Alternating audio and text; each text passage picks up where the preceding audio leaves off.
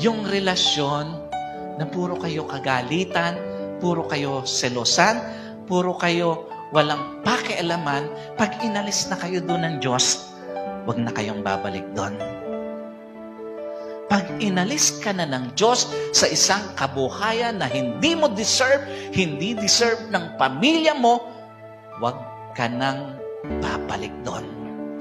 Pag inahong ka na ng Diyos sa pagkakautang, pag pinaginhawa ka na ng Diyos, pag binuo na ng Diyos uli ang pagkatao mo dahil nasira sa mga pagkakautang mo, huwag ka nang babalik doon.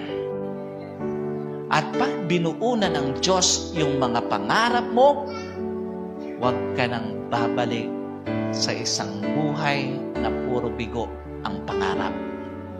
At pag pinagaling ka na ng Diyos mula sa